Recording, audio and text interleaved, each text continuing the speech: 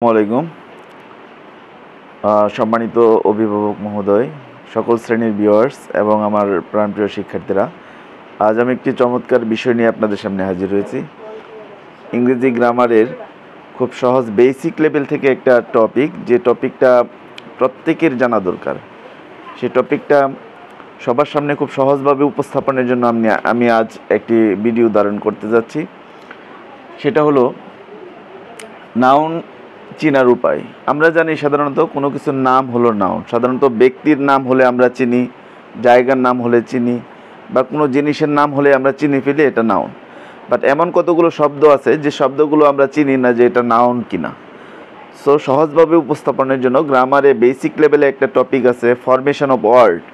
সেটা যদি আমরা খুব ভালোভাবে ছোটোকাল থেকে রপ্ত করে ফেলি, তাহলে উপরের লেভেলে এসে আমরা যখন সাফিক্স অ্যান্ড প্রিফিক্স পাবো তখন এগুলোর ব্যবহার সহজ হয়ে যাবে।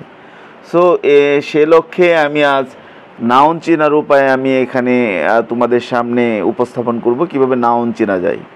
যেমন শব্দের শেষে নিচের বর্ণগুলো থাকলে এগুলোকে নাউন হিসেবে চিহ্নিত করা যাবে।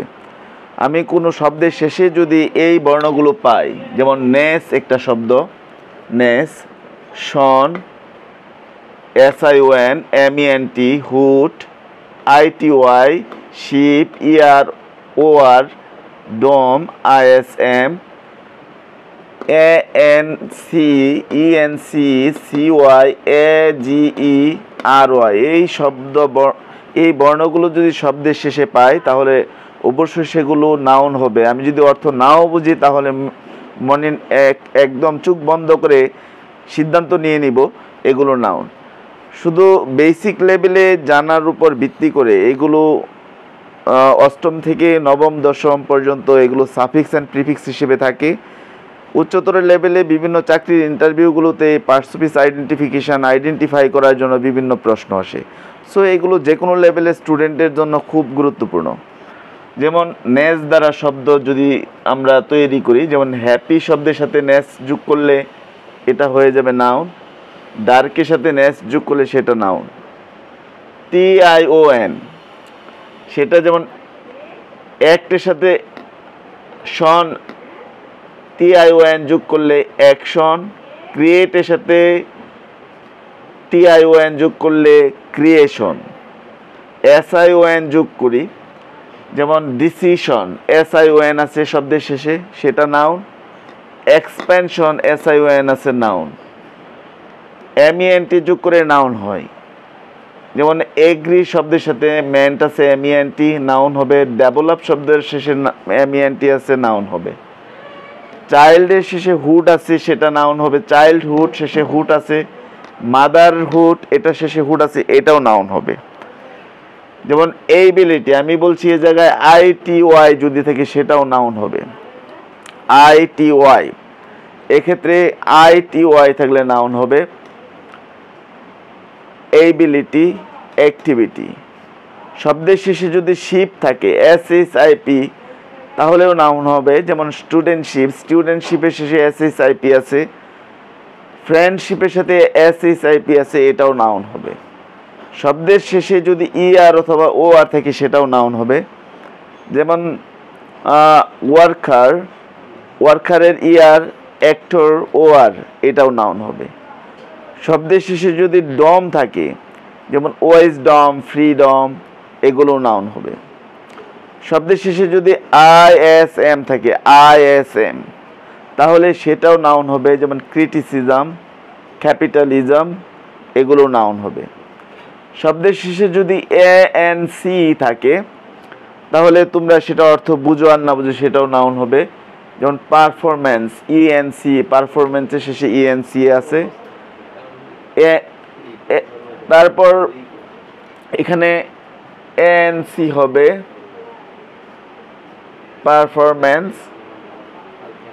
যেমন ইন্ডিপেন্ডেন্স, এর শেষে ENC আছে। শব্দের শেষে যদি CY থাকে তাহলে সেটাও নাউন হবে। যেমন ডেমোক্রেসি, SCY, ডেমোক্রেসি। যেমন শব্দের শেষে যদি আমরা AGE পাই, AGE, তাহলে সেটাও আমরা নাউন হিসেবে ধরে নিব। যেমন ম্যারিজ, AGE আছে। বেগেজ, ব্যাগেজ এটাও জি আছে। শব্দের শেষে যদি আর ওয়াই পাই, আর ওয়াই, যেমন বেকারি, রোবারি, যেমন বেকারি আর ওয়াই, রোবারি আর ওয়াই, এগুলো নাউন হবে। সুপ্রিয় শিক্ষার্থীরা এবং সকল শ্রেণীর লার্নার্স যারা আছো, তোমরা যদি এই শব্দগুলো, এখানে 15টা আরও শব্দ আছে যে শব্দগুলো দিয়ে নাউন হয়। প্রপার নাউনের শেষে কতগুলো শব্দ থাকে, এইগুলো ওইগুলো সহজ, যেমন মানুষের নাম হলেই চেনা যায়, স্থানের নাম হলেই চেনা যায়, ওইগুলো শেষের বর্ণ ধরে চিনতে হয় না। সো এগুলো চিনতে যায় আমাদের অসুবিধা হয়, আমরা বিভ্রান্তির মধ্যে পড়ে যাই। অপশনগুলো 4টা অপশন, চাকরির প্রত্যাশী যারা আছে তারা যখন 4টা অপশন থেকে খুঁজতে যায় কোনটা সঠিক, তখন মাথায় বিভ্রান্তি এসে যায়। এই ক্ষেত্রে আমরা এই 15টা বর্ণ এবং বর্ণ সমষ্টি বা বর্ণ যদি আমরা সব শব্দের শেষে পাই,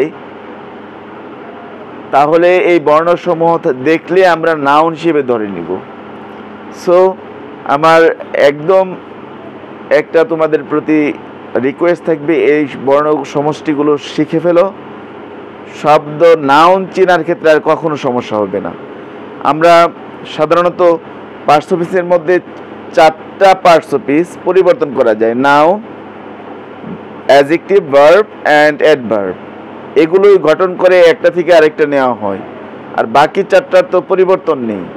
সো একটা যদি ক্লিয়ার হয়, বাকিগুলো আরও আমরা খুব সহজেই আয়ত্ত করতে পারবো। আমার পরবর্তী ভিডিওগুলো থেকে কিভাবে ভার্ব গঠন করা যায়, কিভাবে অ্যাডজেক্টিভ গঠন করা যায় এবং কিভাবে অ্যাডভার্ব গঠন করা যায় সেগুলো নিয়ে দেখা হবে। সবাইকে ধন্যবাদ।